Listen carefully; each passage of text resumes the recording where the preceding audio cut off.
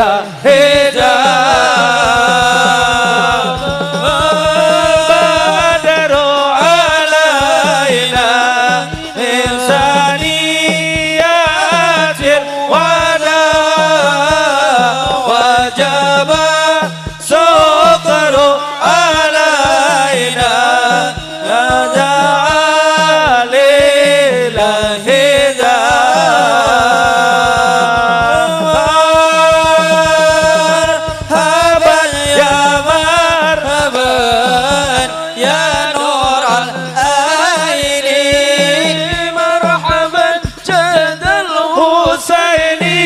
marhaban marhaban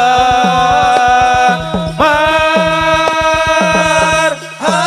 ayo suaranya diangkat ya nurul aini marhaban jadal husaini marhaban marhaban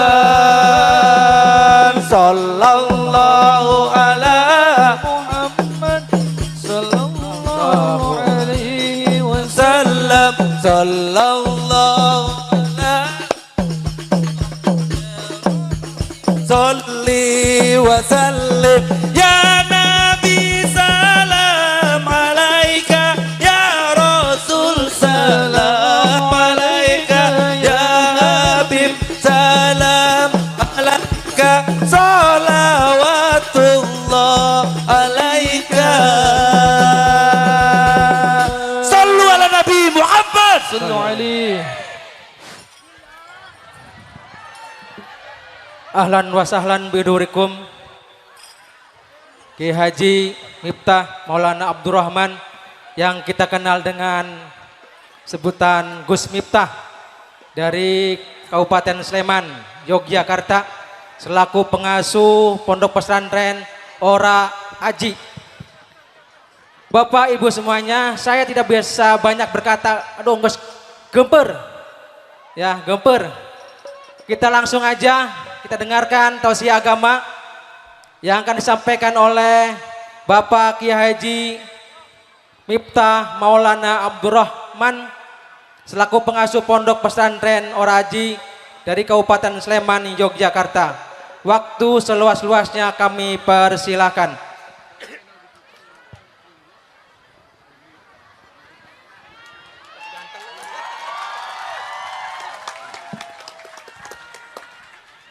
Assalamualaikum warahmatullahi wabarakatuh. Alhamdulillahil qail a'udzu billahi samil alimi minasyaitonir rajim. Bismillahirrahmanirrahim. Laqad kana lakum fi rasulillahi uswatun hasanah liman kana yarjullaha wal yawmal akhir wa dzakarallaha katsira. Al-ayah. Allahumma salli wa sallim wa barik ala hadan nabiyil karim sayyidina wa maulana Muhammadin sayyidina wa maulana Muhammadin wa ala alihi wa ashabil mujahidin tahirin. Rabbi shrah li sadri wa yassir li amri wahlul 'uqdatam min lisani yafqahu qawli. Amma ba'du. Hadratal muhtaramin, para masyayikh, para kiai, para habaib, para ulama, tokoh agama, tokoh masyarakat yang saya muliakan, para pejabat yang berkenan hadir dalam semua tingkatannya, termasuk TNI Polri yang saya hormati, segenap panitia pengajian dalam rangka Maulid Nabi Muhammad sallallahu alaihi wasallam di Desa Sidamulya, Kecamatan Ibu Negara, Cipunegara, Kabupaten Subang yang saya banggakan, Dusun Cimahi 2. Bapak Ibu kaum muslimin wal muslimat, warga masyarakat Subang rahimakumullah. Beli jibang, penjualnya perawan. Perawannya ayu, bokongnya lemu. Hai orang Subang yang cantik dan tampan, izinkan aku mengucapkan I love you. Alhamdulillahirrabbilalamin. Di siang hari ini kita semuanya diberikan kemampuan oleh Allah untuk hadir di acara yang baik, bertemu dengan orang-orang yang baik, insya Allah selesai pengajian menghasilkan sesuatu yang baik. Amin. Saya meyakini kita mampu hadir karena kita dimampukan. Kita bisa hadir karena kita dibisakan. Siapakah yang memampukan kita? Allah yang maha mampu. Maka disitulah Ibnu Athaillah As-Sakandari di dalam kitab Hikam beliau mengatakan, ma tawaqqafa matlabun anta talibu bi rabbika wala tayassara matlabun anta talibu bi nafsika. Tidak akan pernah terhenti sebuah permintaan ketika kamu sandarkan permintaanmu kepada Tuhanmu, dan tidak akan pernah menjadi mudah sebuah permintaan ketika kamu percaya dengan kemampuanmu. Manusia mampu bukan karena dia mampu, tapi karena dimampukan oleh Allah yang maha mampu. Saya kasih contoh, tidur itu persoalan susah apa mudah, Bu? Mudah. Tapi kalau Allah tidak menghendaki seseorang tidur, maka seseorang juga tidak bisa memejamkan matanya. Banyak orang kaya tidur di hotel bintang 5. Kasurnya tebel, selimutnya hangat. Baca doa, bismikallahumma ahya wa bismika amut. Matanya nggak bisa merem-merem. Apa bahasa Sundanya nggak bisa merem?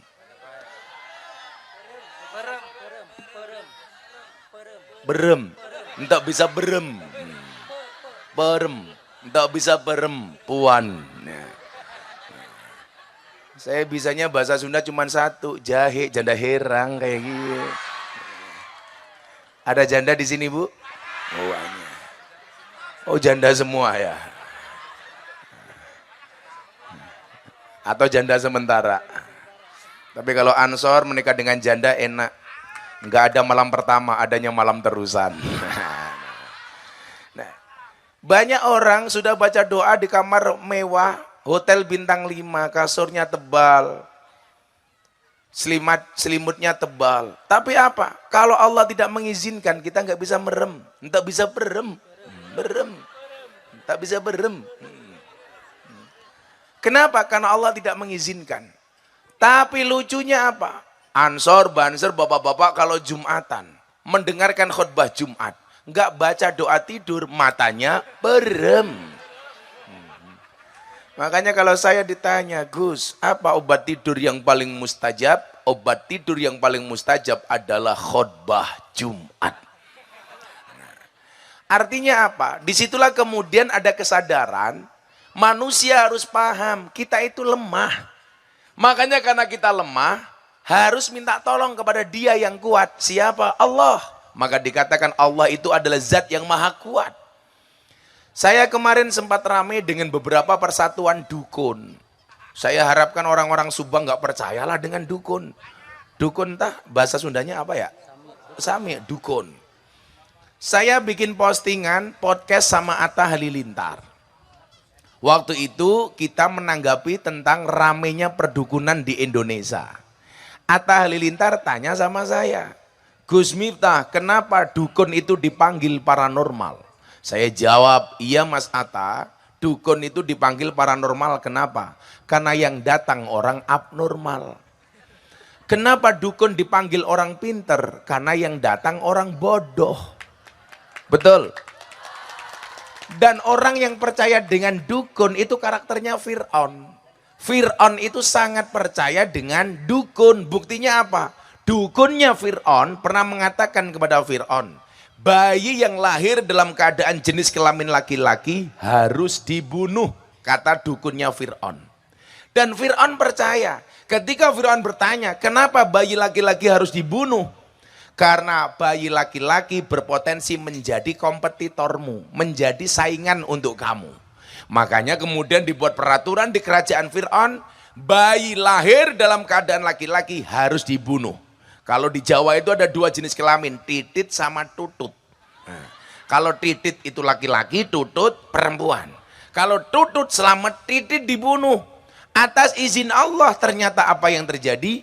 Ada bayi lahir laki-laki atas nama Musa. Kemudian ibunya Musa galau. Kalau orang sini andilau, antara dilema dan galau. Kenapa? Karena anaknya laki-laki dibunuh sama Fir'aun. Apa yang ibunya Musa lakukan? Bayinya ditaruh di sungai, kemudian dihanyutkan. Atas izin Allah, mohon maaf. Bayi tersebut mendarat di belakang kerajaan Fir'aun. Nah, begitu mendarat, ditemu oleh istrinya Fir'aun. Fir'aun itu gambaran keluarga yang suaminya soleh, mohon maaf, suaminya nakal, istrinya solehah. Namanya siapa istrinya? Siti Asiyah. Coba sebelum saya lanjutkan, ibu-ibu Subang. Dalam Al-Quran itu ada 4 macam tipe keluarga. Kira-kira ibu-ibu Subang pilih yang mana? 1, tipe keluarga Nuh, Nabi Nuh. Suaminya soleh, istrinya nakal.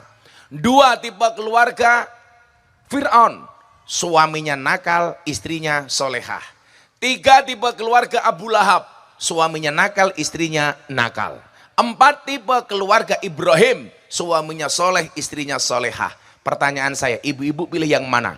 Nuh, Fir'aun, Abu Lahab, apa Ibrahim?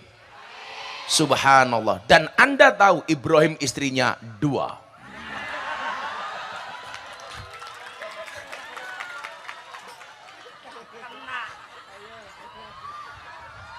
Ibu-ibu muslimat langsung teriak, enggak jadi Ibrahim, Fir'aun juga enggak apa-apa.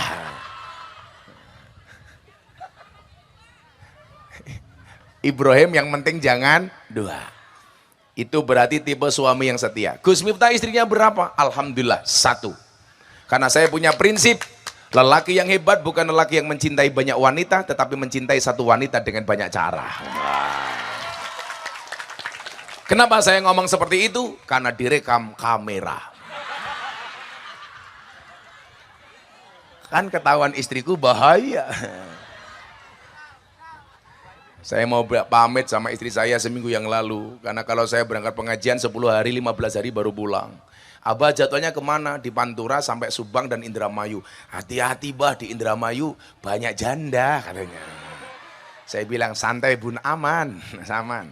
Walaupun alhamdulillah istri Gus Miftah sudah siap untuk dimadu. Wah. Abah saya siap dimadu.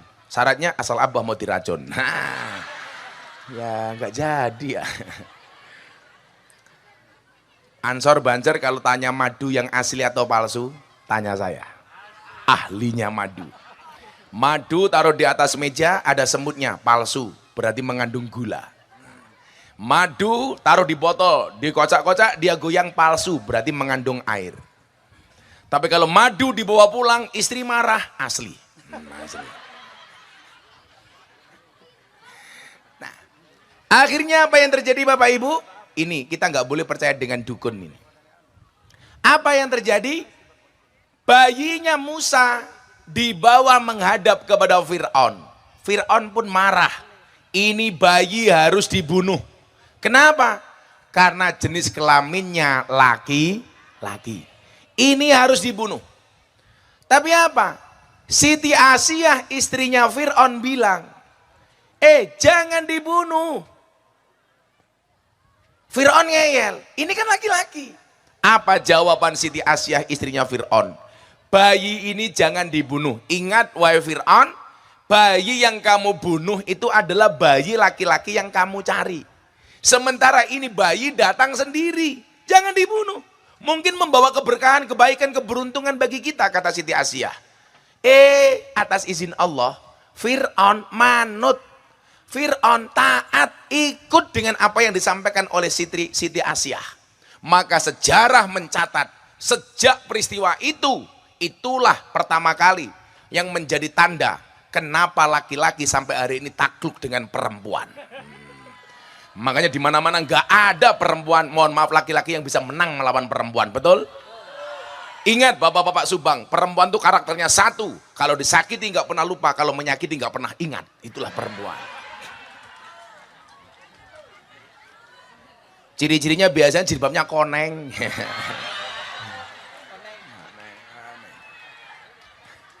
Yang jilbabnya hijau insya Allah lebih parah.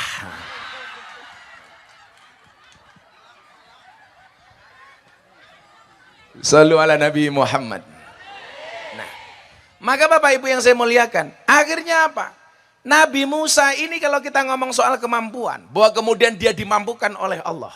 Singkat cerita, Nabi Musa berada di bawah pengawasan Fir'aun sampai dia dewasa. Ketika Fir'aun, mohon maaf, ketika Nabi Musa sedang nyaman-nyamannya tinggal di kerajaan Fir'aun, Allah perintah kepada Musa, Musa, kamu perang melawan Fir'aun. Kalau mohon maaf Bapak Ibu, kalau Musa menerima perintah Allah menggunakan akal, Musa nggak mungkin berani. Kenapa? Karena Fir'aun, mohon maaf, Musa statusnya anak angkat, harus melawan Fir'aun yang merasa dirinya adalah Tuhan. Dengan kerajaan yang besar, pasukan yang banyak, alutsista yang komplit. Sampai Fir'aun menasbihkan dirinya sebagai apa Bu? Ana rabbukumul a'la, aku adalah Tuhanmu yang paling tinggi. Kenapa? Karena Fir'aun merasa dirinya adalah Tuhan. Fir'aun itu senang terus, gak pernah susah. Punya uang terus, gak pernah punya utang. Itu artinya apa? Kalau Bapak Ibu Subang kadang-kadang punya uang, kadang-kadang punya hutang, lumrah. Karena Anda manusia biasa. Malah saya curiga kalau ada ibu-ibu Subang tiap hari punya uang, gak pernah punya utang. Saya curiga, jangan-jangan cucunya Fir'aun.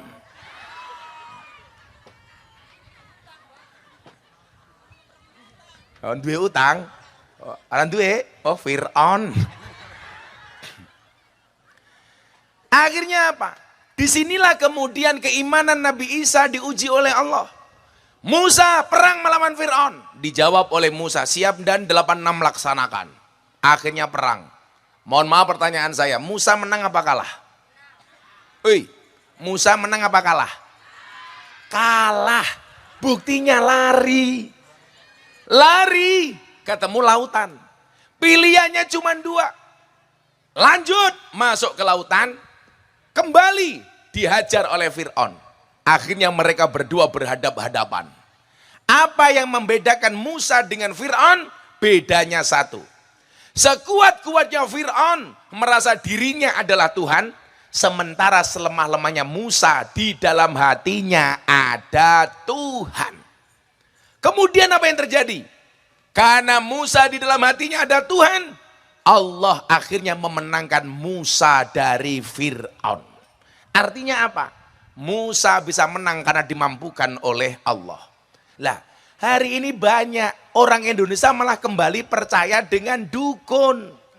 Seolah-olah yang punya kuasa itu dukun, pengen kebal. Wesi yo wesi.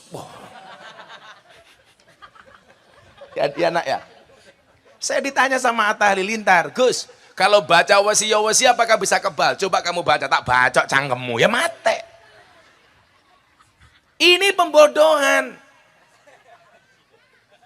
Kalau memang manusia itu mampu, coba Anda lihat kata-kata saya. Kalau memang manusia itu mampu, seharusnya apa? Guru itu anaknya paling pinter. Kenapa? Karena guru pekerjaannya membuat anak orang lain pintar. Tapi faktanya banyak guru yang anaknya goblok. Berarti guru juga tidak mampu. Tapi dulu saya dipesenin sama kiai saya. Anak Ansor Banser. Saya dibilang, kalau kamu besok menikah, menikahlah dengan guru. Cewek guru. Kenapa kiai? Kalau istrimu guru enak, masuk kamar pasti kamu ditanya sama istri kamu. Papa masih ingat pelajaran kemarin? Iya. Saya bilang, terus saya jawab gimana Pak Kiai? Kamu jawab, sudah lupa Mama? Ya. Pasti istrimu bilang, ayo Pak ulangi lagi. Ya kayak gitu. Kalau memang manusia itu mampu, seharusnya apa? Dokter itu badannya paling sehat. Ada dokter di sini. Tapi buktinya banyak dokter juga sakit. Ini menandakan apa? Bahwa dokter juga nggak bisa apa-apa. Kecuali Allah mampukan. Saya di Jogja punya teman dokter spesialis THT, telinga, hidung, tenggorokan. Orangnya malah budek.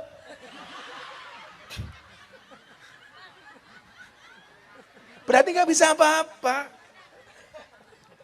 Kalau memang manusia itu mampu, saya sering bilang, seharusnya polisi itu rumahnya paling aman. Kenapa? Wong polisi itu pekerjaannya mengamankan rumahnya orang. Tapi buktinya, polisi sendiri tidak aman. Contohnya, ada polisi ditembak polisi di rumahnya polisi. Berarti tidak aman. Artinya apa? Kalau toh selama ini polisi mampu karena dimampukan oleh Allah yang maha mampu. Tapi ingat Bapak Ibu Subang, saya tidak suka kalau Anda menganggap semua polisi kelakuannya kayak Sambo. Itu hanya oknum personil kepolisian. Anda tidak bisa, mohon maaf, ngejustifikasi semua polisi kelakuannya kayak Sambo. Itu kesalahan Sambo pribadi, bukan, mohon maaf, bukan polisi secara kelembagaan. Masa saya punya teman Kapolres, anaknya sekolah, dipanggil sama teman-temannya, Sambo, Sambo, Sambo. Kalau memang manusia itu mampu, mohon maaf, seharusnya kuli bangunan itu harusnya rumahnya paling bagus. Betul? Karena kuli bangunan pekerjaannya membuatkan rumah orang. Tapi faktanya banyak kuli bangunan gak punya rumah. Betul, Bu?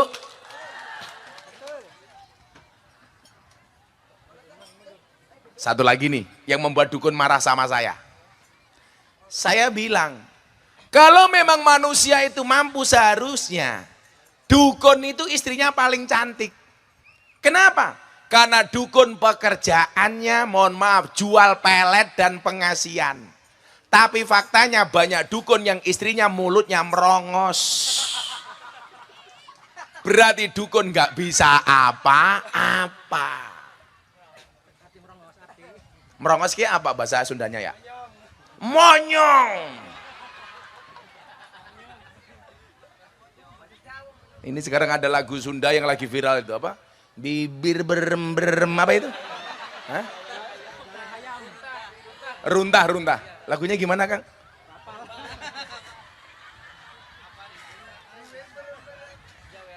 Gimana, Mas? Oh, bapak-bapak ini tahunya cuma satu. Begitu sulit, ini kan. Lupakan silit, itu.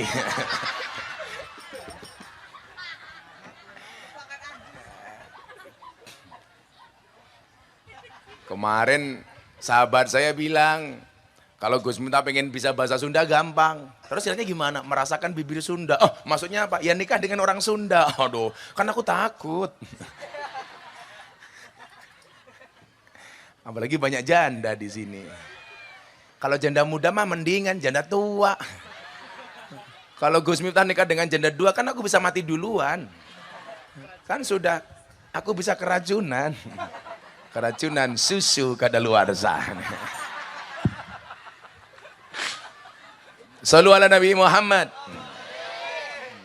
Alhamdulillah. Maka kemudian apa? Kita hari ini kemudian mendapatkan hidayah Islam, iman, ihsan.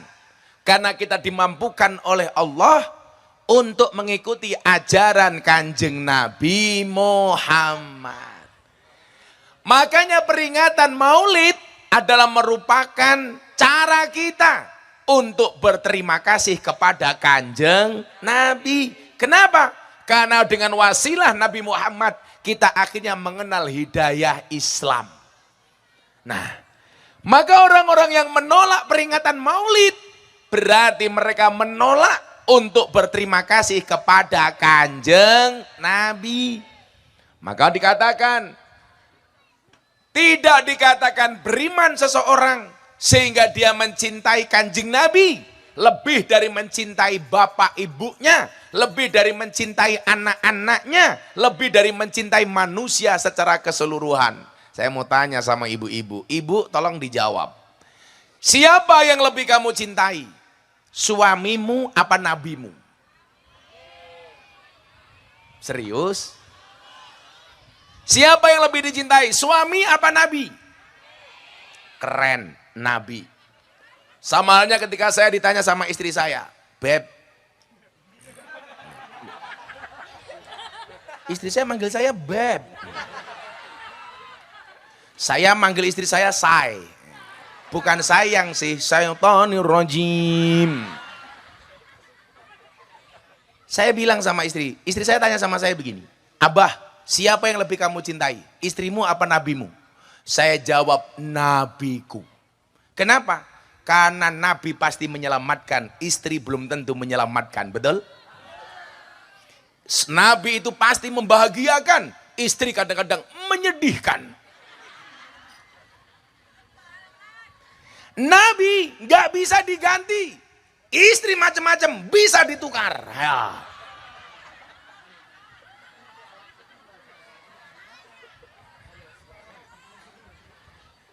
Kalau saya nggak mungkin nukar istri, mungkin nambah.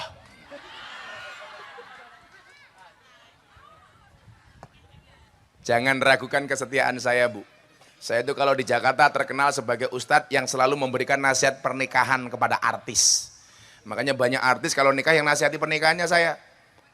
Anang Asanti, oh, yang nasihati saya. Atta Aurel, saya. Kemudian Ria Rici, saya. Via Valen, saya. Yeni Inka, saya. Rizky Bilar Lesti, enggak. Kalau dia ngaji sama saya, iya. Tapi kalau nasihat pernikahannya bukan saya. Tapi mohon maaf, ada satu hikmah dari kasusnya Lesti Kejora sama Rizky Bilar. Apa hikmahnya? Ibu-ibu tolong jangan terlalu kurus, gampang dibanting.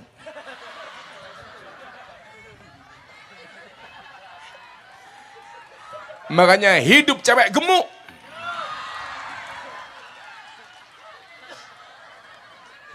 Kan saya bilang, sekarang cewek gemuk lebih diminati oleh cowok daripada cewek seksi. Kenapa? Karena cewek seksi hanya fokus kepada penampilan, tidak pernah fokus kepada perasaan. Nah. Tapi kalau cowok jangan gemuk-gemuk kayak gini, Masya Allah. Akang jangan gede-gede perutnya. Ansor paling gemuk se-Indonesia. Ada penelitian di rumah sakit Yogyakarta, kalau cowok perutnya besar biasanya burungnya kecil.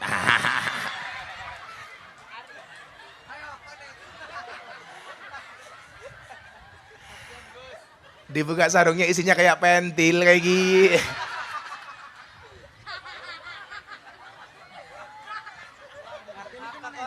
Emangnya kamu paham? Tapi jangan menghina pecinya NU.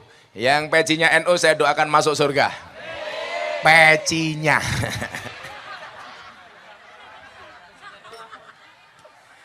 Masyaallah. Sallu ala Nabi Muhammad. Maka hari ini kita akan berbicara banyak tentang Maulid Nabi Muhammad sallallahu alaihi wasallam. Yuk, sebelumnya kita selawatan dulu yuk. Ayo. Kerja. Orang mangan bae cangkeme.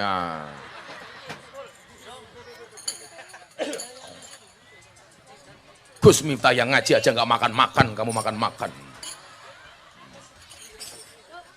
Ya. Shallu ala Nabi Muhammad. Apa? Ibu-ibu minta lagu apa? Lagu berem-berem? Saya mau solawatan Joko Tingkir, tapi syairnya saya ganti syair NKRI. Pantun NKRI. Mencintai negara kesatuan Republik Indonesia. Yang teriaknya kenceng, saya doakan mudah-mudahan hutangnya lunas, amin. Walaupun belum bisa bayar, mudah-mudahan yang ngutangi lupa, amin. Kelihatan hutangnya banyak ya Bu ya. Shallu ala Nabi Muhammad. Yuk, pas merah putih berkibar di sana. Salatullah salamullah ala toha rasulillah. Salatullah salamullah ala yasin habibillah. Ala yasin habibillah. Tawasalna bismillah wa bil hadi rasulillah wa kulli mujahidi lillah bi ahlil badri ya Allah, bi ahlil badri ya Allah. Bareng-bareng salatullah salamullah ala taha rasulillah. Salatullah salamullah ala yasin habibillah. Ala yasin habibillah. Ini syairnya. Joko Tingkir minumnya kopi, kopi ditanam di pinggir kali. Ayo berpikir tentang negeri ini, kalau bukan kita siapa lagi? Kalau bukan kita siapa lagi? Salatullah salamullah ala ta'a Rasulillah. Salatullah salamullah ala yasin habibillah. Ala yasin habibillah. Jalan-jalan di pedesaan, desanya aman bersih terjaga. Sucikan hati, tetapkan iman. Merah putih melekat di dada. Merah putih melekat di dada. Salatullah salamullah ala ta'a Rasulillah. Salatullah salamullah ala yasin habibillah. Ala yasin habibillah. Bunga cantik di dekat taman, beragam warna memikat hati. Mari rawat kebinekaan demi keutuhan NKRI, demi keutuhan NKRI. Salatullah salamullah ala ta'a Rasulillah. Salatullah salamullah ala yasin habibillah. Ala yasin habibillah. Tawasana bismillah wa biladi Rasulillah wa kulli mujahidilillah bi ahlil badri ya Allah. Bi ahlil badri ya Allah. Sallu ala Nabi Muhammad. Salamullah ala ta'a. Keprimen ya? Salatullah. Wes. Semangat salah. Nasi berkat rasanya nikmat. Nasi gandum sayurnya asem. Beda Fatayat sama muslimat. Fatayat parfum, muslimat balsem. Paling fresh care.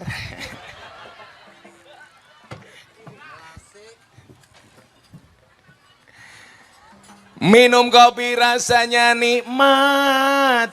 Beli jipang di tengah kota.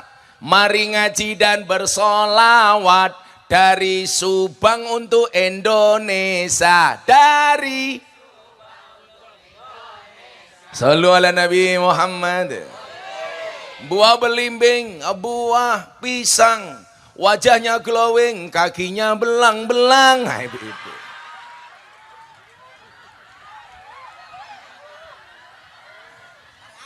Buah belimbing di atas gajah, wajahnya glowing, kakinya pecah-pecah. Siapa itu ibu-ibu Cimahi?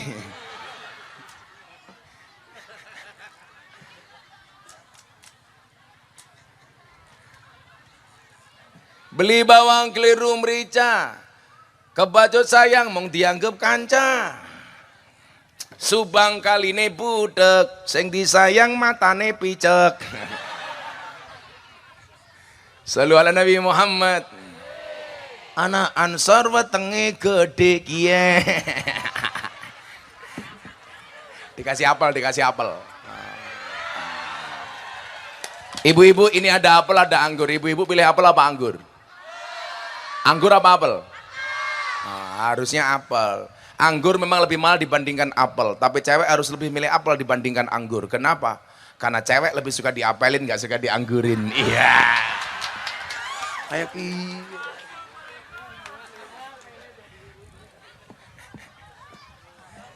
apa bu?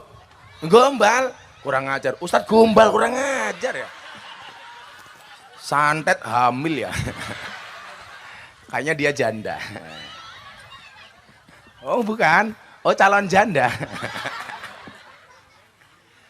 Wis tua kemayu temen. Itu sudah tua jilbabnya pink ya Allah.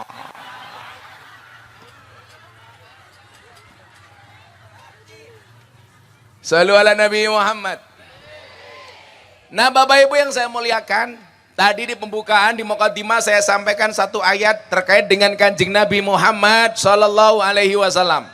Saya tidak perlu bertanya apakah Anda mencintai Nabi Muhammad. Saya yakin Anda hadir di sini bukti cinta kepada Nabi. Amin. Yuhsarul mar'u ma'aman ahabba. Seseorang itu besok di hari kiamat akan dikumpulkan bersama orang-orang yang dicintainya. Anda datang ke sini mencintai Nabi, insya Allah besok di surga bareng Nabi. Anda datang ke sini karena cinta dengan Kiai, insya Allah besok di surga bareng Kiai. Amin. Saya ditanya, Gus, apakah Kiai itu tugasnya untuk dicontoh? Tidak. Kiai itu tugasnya tidak untuk dicontoh, tapi untuk mengajak umat mencontoh Kanjeng Nabi. Kalau ini bukan contoh yang baik, kenapa saya puasa, kenapa disuguh? Karena aku jadi ingin.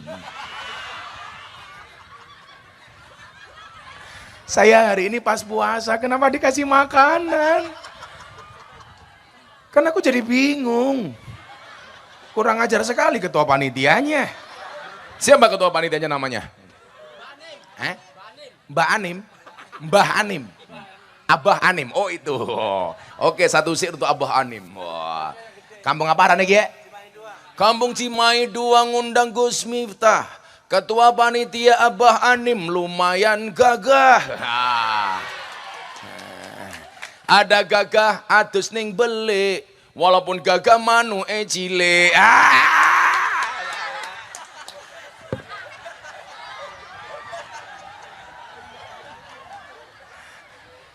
Satu badan kok perut semua. Tapi alhamdulillah, insya Allah pengajian kita aman. Kalau sampai punggungnya, mohon maaf, kalau sampai panggungnya rubuh, ada 2 ganjel di sini ya. Ansor sama Abah Anim. Insyaallah. Shallu ala Nabi Muhammad. Nah, maka Bapak Ibu, ketika dinyatakan Kiai itu tugasnya menjadi wasilah untuk umat supaya lebih mengenal Kanjeng Nabi. Nah, itulah penyakitnya ibu-ibu muslimat. Ada pengajian malah selfie-selfie, ya Allah.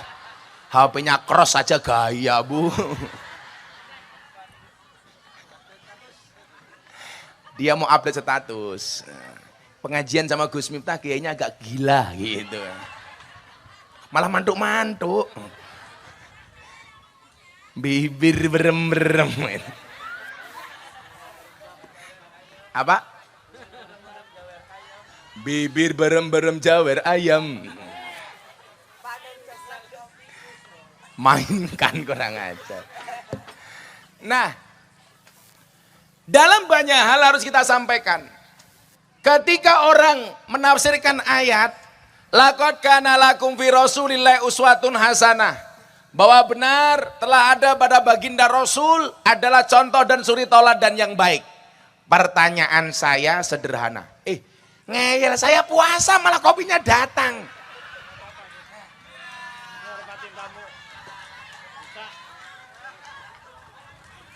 Orang puasa malah diganggu.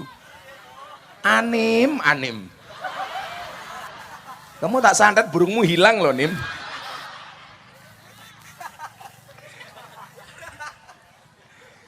Saya itu alhamdulillah Bu, masih dikasih kuasa oleh Allah dari tahun 2015 sampai hari ini masih kuat puasa Daud. Sehari puasa, sehari tidak. Hari ini saya puasa, besok tidak. Besoknya puasa, besoknya tidak. Sudah dari tahun 2015. Termasuk bulan Ramadan saya juga Daud.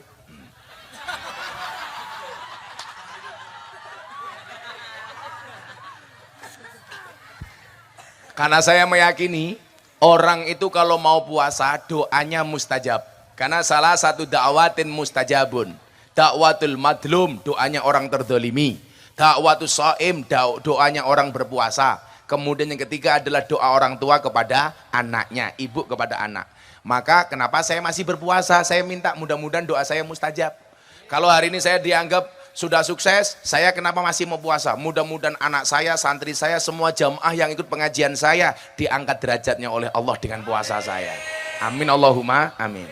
Maka saya masih berpuasa. Jadi nggak mungkin saya membatalkan puasa. Apalagi udah jam 3:30. Gila lu, Ndro. Nggak mungkin. Ya meneman ya. Ini jangan di sini, dibungkus saja. Oh no. Kayak kiai miskin. Pada kayak anim. Kalau si Abah Hanim itu pasti sarungnya gajah duduk. Jadi dibuka sarungnya muncul belalainya. Iya. Tapi ya kecil. Shallu ala Nabi Muhammad. Pertanyaan saya begini. Bisa nggak kita sama persis dengan Kanjeng Nabi? Jawabannya nggak mungkin. Bu, nggak mungkin. Contoh, ada satu doa yang sering dibaca oleh Nabi. Mau nggak saya kasih doanya Bapak Ibu? Oke, dibaca bareng-bareng. Bismillahirrahmanirrahim. Allahumma ahyini miskinan wa amitni miskinan wasurni ma'azumrotil masakin. Ya Allah, jadikanlah aku hidup dalam keadaan miskin. Mau sama dengan Nabi? Ibu-ibu, aduh amin. Dari sisi ini saja kita nggak mungkin sama dengan Nabi. Nabi itu berdoa, ya Allah, hidupkanlah aku dalam keadaan miskin. Matikanlah aku dalam keadaan miskin. Dan kumpulkan aku di padang mahsyar bersama orang miskin.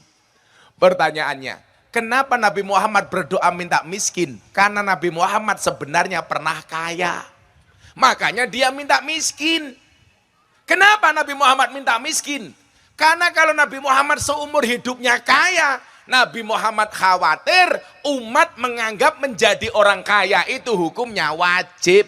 Maka Nabi Muhammad minta miskin. Lah, Bapak Ibu Subang, Bapak Ibu Cimahi, nggak usah berdoa minta miskin. Belum minta miskin sudah miskin. Miskin nggak sholat.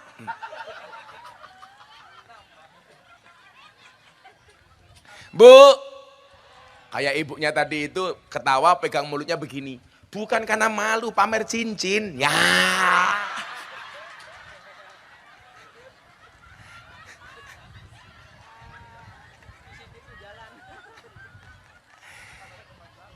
Jadi kalau kemudian kita harus sama dengan Nabi Muhammad. Ini anak-anak Banser Ancur yang sering berdebat sama orang-orang Wahabi ya. Kalau kita nggak sama dengan Nabi berarti bid'ah. Coba kita lihat. Fakta kecil-kecil saja. Nabi Muhammad 25 tahun seorang miliarder, kaya raya. Beliau menjadi CEO dari perusahaan ekspedisi yang dimiliki oleh Siti Khadijah. Berarti apa? Kalau harus sama dengan Nabi, pemuda Cimahi usia 25 tahun harus menjadi seorang miliarder.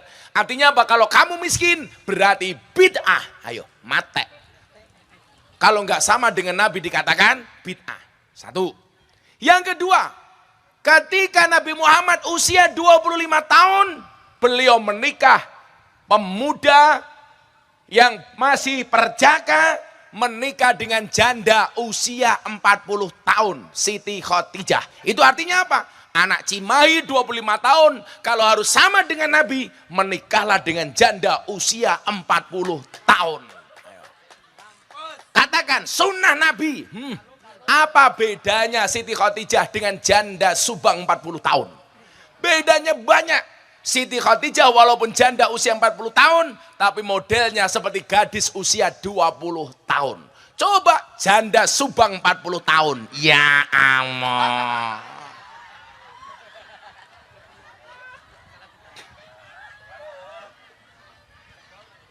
Ya kendor semua.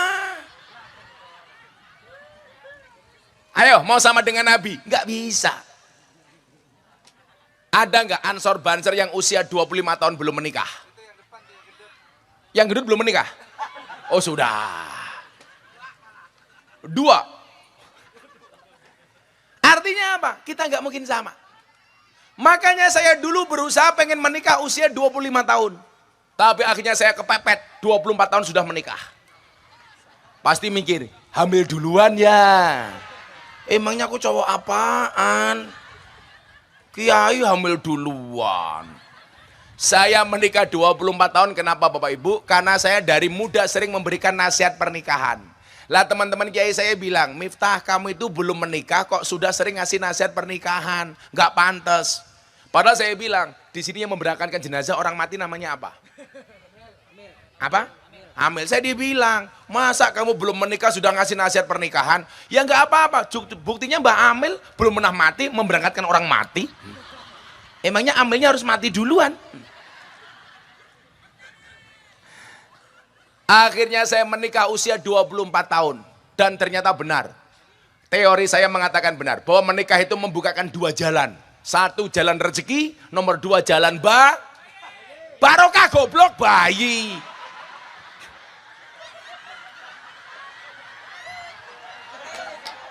Kok bayi?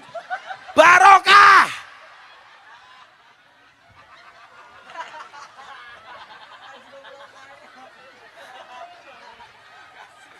Kamu jangan bilang jalan bayi, kan aku jadi ingin pulang.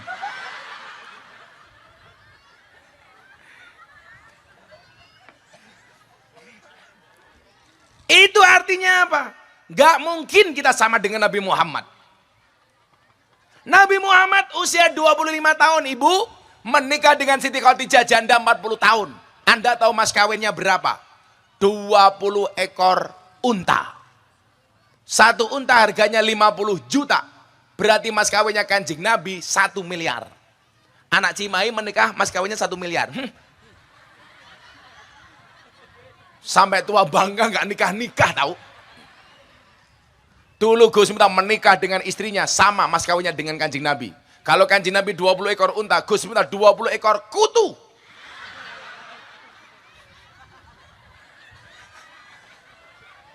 Kan aku miskin. Saya dulu mas mau menikah itu miskin banget. Bahkan mau ditolak sama calon mertua saya. Untungnya diterima. Kalau ditolak pasti dia menyesal. Maka saya bilang, di balik kesuksesan seorang laki-laki akan ada banyak mantan yang menyesali. Iya. Tapi kalau Bapak sini punya prinsip, di balik kesuksesan seorang suami ada doa dari seorang istri, betul? Itu artinya semakin banyak istri, semakin banyak yang mendoakan. Ya. Sebenarnya Bu, mbah saya itu kaya 7 turunan. Persoalannya saya keturunan nomor 8.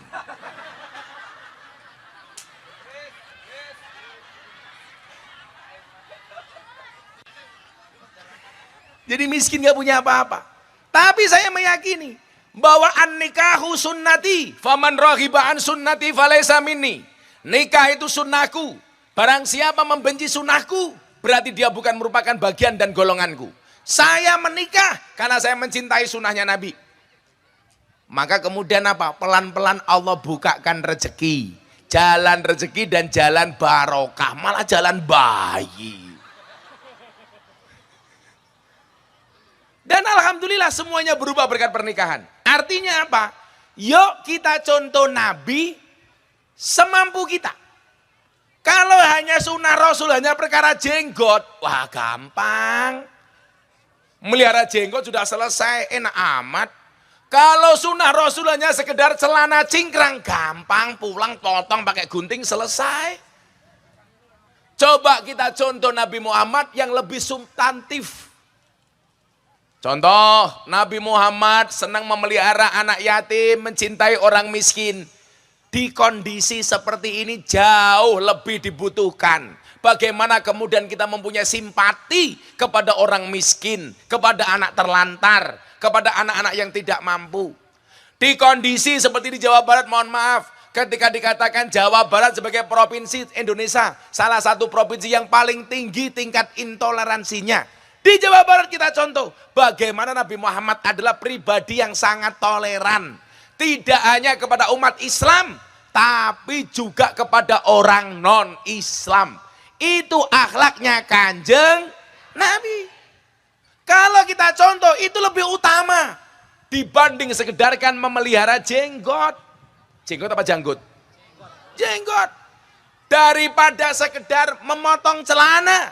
Tapi lebih hebat ketika kita mencintai Nabi Muhammad dengan cara apa? Memelihara fakir miskin dan anak yatim. Bukankah Rasul mengatakan, amaroni Robbi sab'an, Tuhanku memerintahkan kepadaku 7 hal. Salah satunya apa? Amaroni Robbi an uhibbal masakin. Tuhanku memerintahkan kepadaku untuk mencintai orang miskin. Bu, saya mau tanya, salah satu sifat yang dibenci oleh Allah itu apa? Akramul ghina wa ahanal fakir. Memuliakan orang kaya dan menghinakan orang miskin. Coba saya mau tanya, kalau di Cimahi ada orang punya hajat, namanya apa di sini Pak? Yasinan umpamanya, atau tahlilan, yang bikin acara 2 orang, 1 kaya, 1 miskin. Harinya sama, tanggalnya sama, jamnya sama, waktunya sama. Pertanyaan saya ke Bapak Ibu, Anda datang kepada yang kaya atau yang miskin?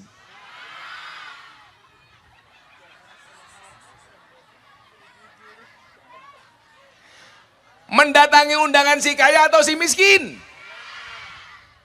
Kaya. Kurang ajar kalau si miskin merepotkan. Ini salah. Kalau bahasa Nabi, lebih mendahulukan kepentingan orang miskin. Pertengahan Oktober kemarin, setelah saya ceramah di hadapan Presiden Jokowi di acara Investor Daily Summit 2022, tanggal 16 saya diundang Mabes Polri untuk Maulid Nabi di Mabes Polri. Tapi di hari yang sama saya sudah ada jadwal di pedalaman Sumatera Selatan. Saya bilang, saya lebih menyukai datang ke pedalaman Sumatera Selatan yang ngundang orang-orang miskin daripada saya harus membatalkannya kemudian pengajian di Mabes Polri. Kenapa? Karena saya meyakini kalau orang miskin bikin pengajian, jauh hari sudah direncanakan. Muncul panitia, membuat RAB, cari proposal, ngalor ngidul cari duit. Coba Anda bayangkan, kalau sampai saya batalkan, pasti akan sakit hati, betul? Dan doa orang terdolimi itu mustajabah. Tapi kalau yang bikin pengajian Kapolri, kapanpun bisa bikin pengajian, betul? Makanya kalau pengajian sama orang-orang kampung itu nyaman, duduk ala kadarnya, oke. Itu duduk depan panggung, kakinya dipanjangkan, kayak gini. Anda nggak merasa kakinya pecah-pecah ya? Anda sopan sekali ya. Kakinya dihadapkan kepada kiai. Apakah Anda kena penyakit asam urat? Kalau ada asam urat saya kasih obat. Apa obatnya? Gula batu. Gulanya dikasihkan asamnya, batunya untuk mukuli uratnya.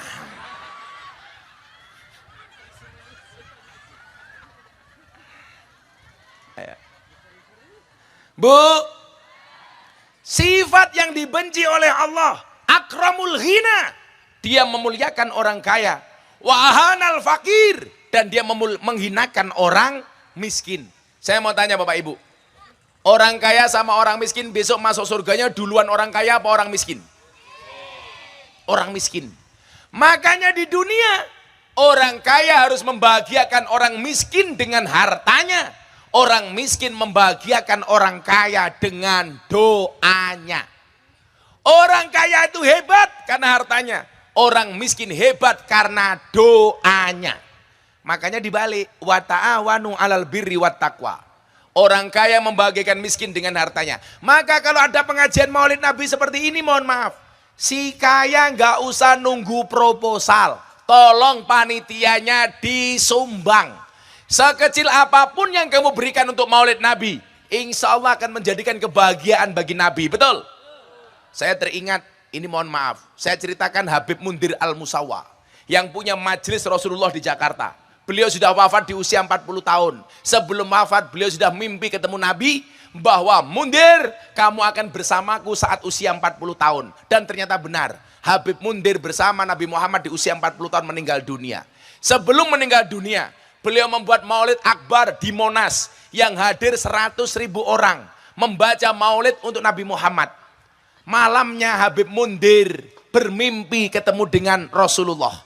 Apa di dalam mimpi yang dilihat oleh Habib Mundir? Mohon maaf. Kalau Anda mimpi ketemu Rasulullah, wallah itu adalah Rasulullah.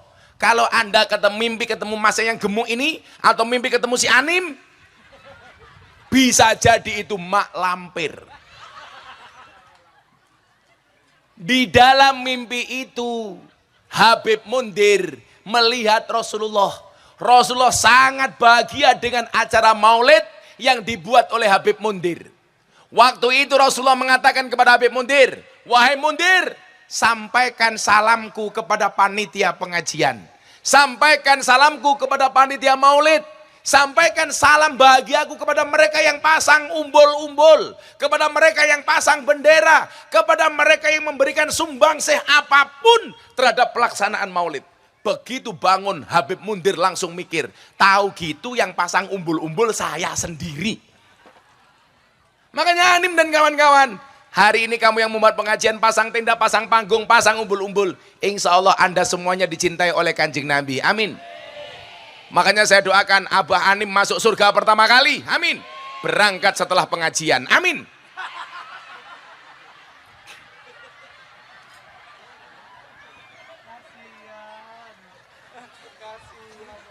Berarti berpengajian mati. Inna lillahi wa inna ilaihi raji'un.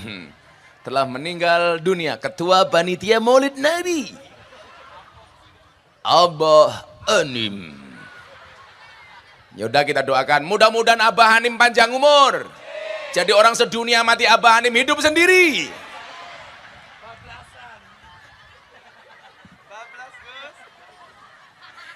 Masya Allah. Suasananya sadu. Ini gelap banget karena mendung apa saya pakai kacamata hitam ya.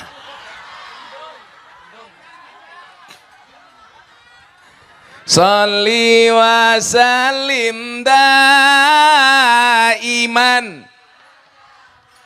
Lebih kencang. Sholli wa sallim daiman. Wal ali wal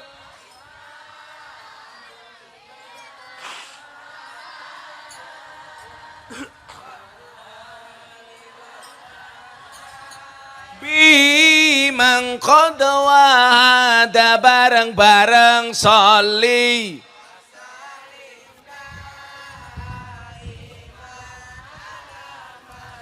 Allah Allah sholli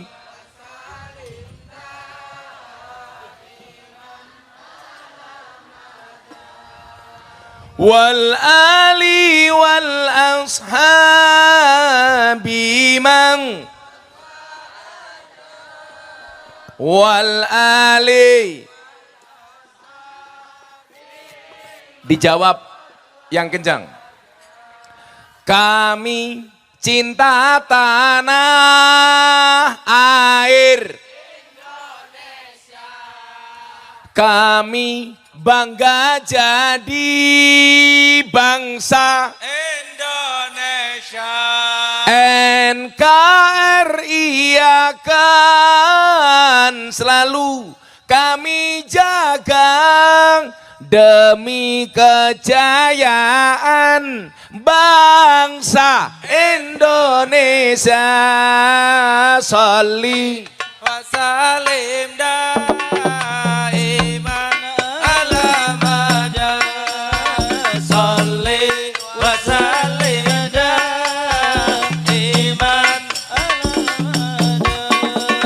wal ali wal ashabi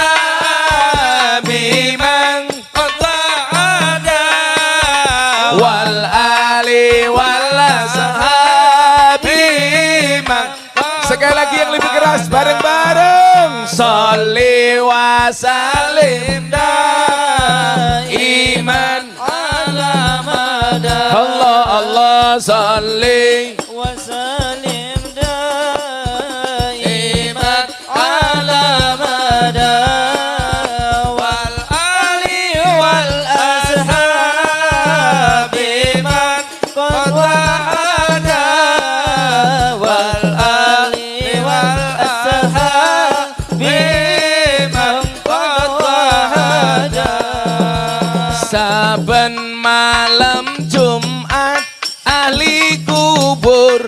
mulih nang omah kanggo jalo donga wajan Quran ajan sak kalimah lamun ora dikirimi banjur bali mbrebes mili bali nang kuburan mangku tangan tetangisan salih wasalim iman alamada salli wasalim iman alamada wal ali wal asab iman khutbah ada wal ali wal asab iman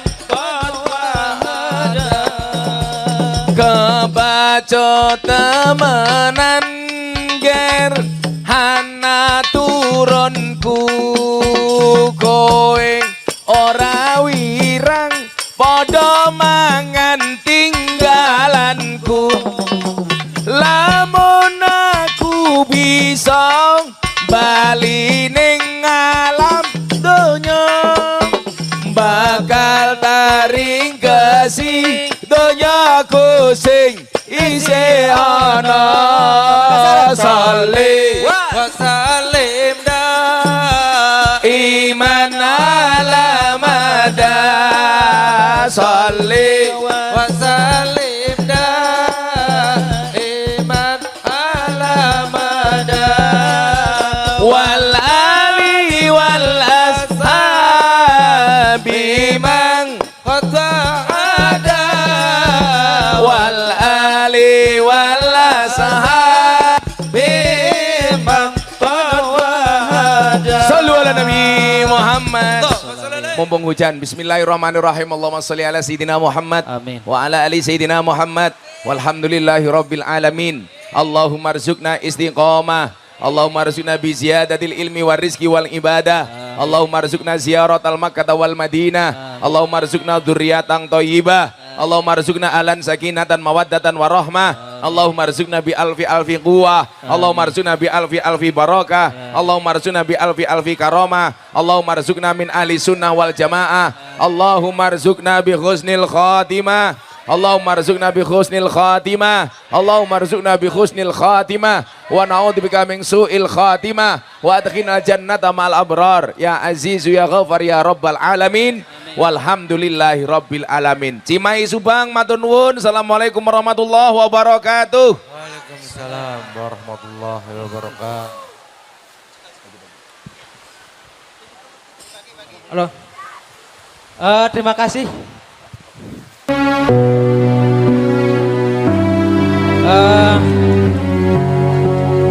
Jangan dulu.